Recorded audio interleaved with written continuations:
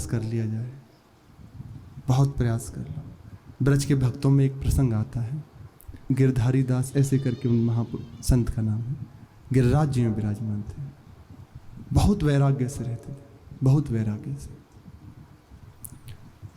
मधुकरी मांग के ले आते और उसी रज में गाड़ देते।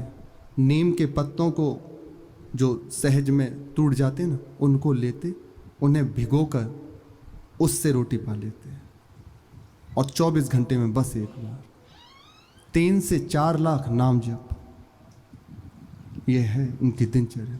प्रातःकाल 2 बजे से लेके लगे हुए हैं, ऐसे वैराग्य से एक लंगोटी लगाते। और कोई कुटिया आदि नहीं बनाई, गिरिराज जी में गोविंद कुंड के पास ही बस बैठे रहते। वहीं जो गुफाएं हैं ना, उन्हीं में अंदर जाके। ये ब्रज के भक्तों में प्रसंग है। बहुत दिन हो गए भजन करते हुए, हृदय में बात हुई कि अब इतना समय बीता जा रहा है, आज तक कभी मैं भरनेत्र नहीं देख पाया। क्या कारण है? क्या मेरे से चूक हो रही है? कहाँ मेरी कमी हो रही है? कौन सी ऐसी बात है? कैसे ठीक होगी? कैसे मैं नेत्र भर के जिनके लिए जीवन है उन्हें देखूं? तो ऐसी जब भगवान के मार्ग में सच्चे भाव से चला जाता है, और जब उपासक के कहीं कोई आंतरिक भय विक्षेप आता है, तो प्रभु कृपा करते हैं, उसका निवारण करते हैं। तो ऐसे ही एक लता के नीचे बैठे हुए थे और जप कर रहे थे, बहुत खिन्न थे अंदर से।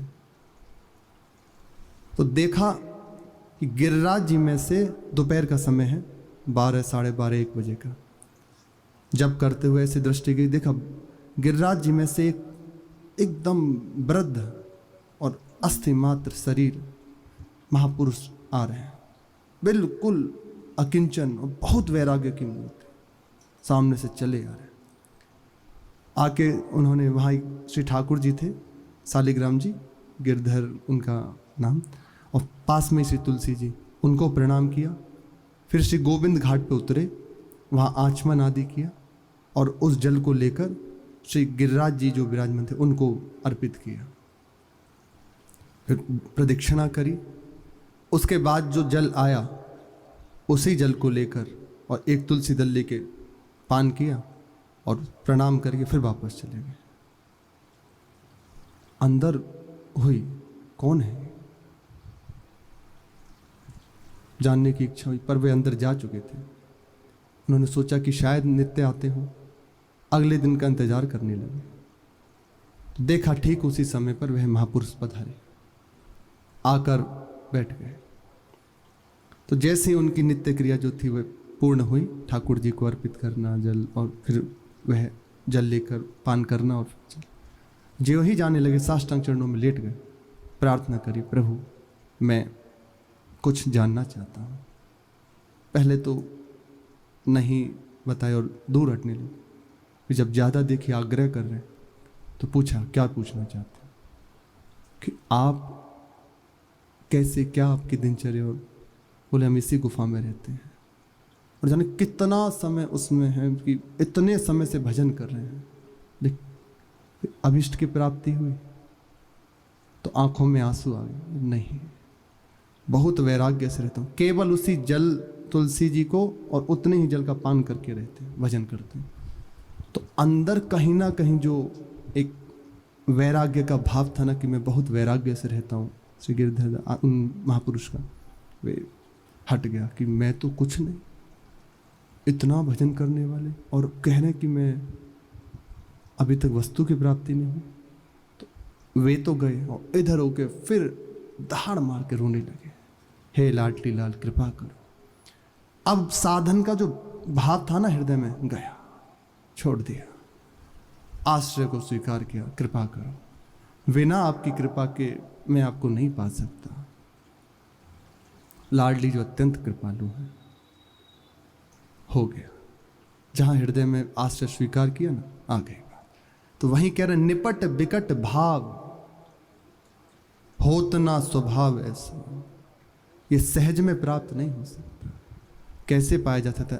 बिल्कुल सहज। श्री हरिराम व्यास जी कह रहे हैं, नैन न मूंदे ध्यान को, कियो न अंगन न्यास, नाच गाए रास ही मिले करि वृंदावन वास।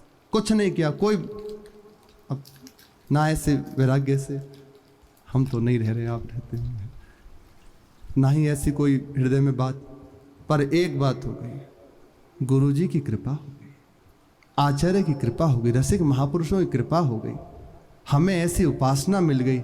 इसमें क्या करना है, आठों पहर लाडी लाल को दुलार करो, उनकी सेवा, उनके सामने नाचना गाना, उनको जो भोग लगाया उसको प्रसाद पाना, इसी से नित्य उनकी प्राप्ति हो जाएगी। नाच गाए रास सही मिले करी वृंदावन वास, वृंदावन का वास, उनके गुणों का गायन, उनकी महिमा का गायन, उसका श्रवण, उनको अर्पित प्रसाद का सेवन, उसमें सब आ गया। वस्त्र है, जहाँ आप रहते हैं वे है, जो पा रहे हैं वे है, उनको अर्पित वस्तु का सेवन, इसी से उनकी प्राप्ति हो गई, सहज उपाय है।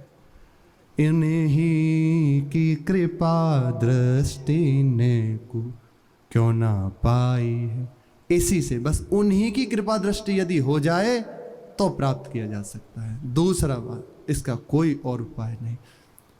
सिंघनी के सावक हो जाओ, ये उपासना सिंघनी का क्षीर है, सिंह के सावक हो जाओ तो आराम से वह दुग्ध का पान करने को मिल जाएगा और पेट को फाड़ेगा नहीं।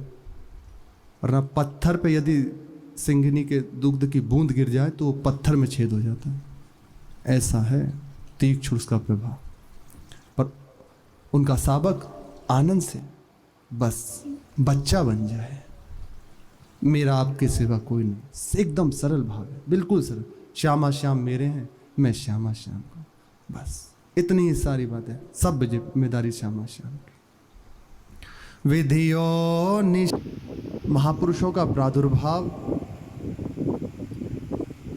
समस्त संसार को जब दुख में देखते हैं तो हृदय द्रवित करके, जब जब हो धर्म की हानि तब तब तनु धरि प्रगटत आनी, जानी और दूजो नहीं।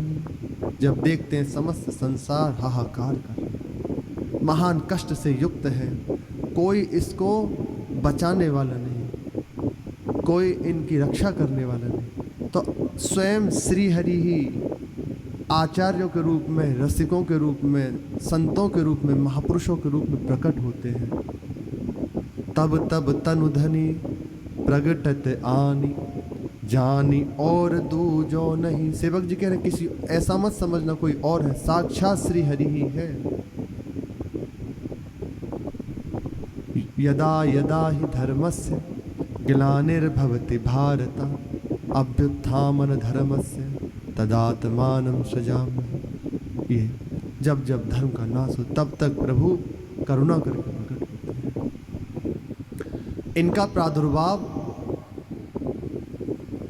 महान तपस्वी भक्त एवं देवी संपदा से युक्त भगवत कृपा पात्र जो महापुरुष जन, प्रेमी जन, उनके कुलों में होता है, क्योंकि उसको सहने का सामर्थ्य किसी और में नहीं। वह भक्ति संपन्न हृदय भजन के प्रभाव से प्रभु में चित्त को जो अर्पित कर दिया है, अभेदता को प्राप्त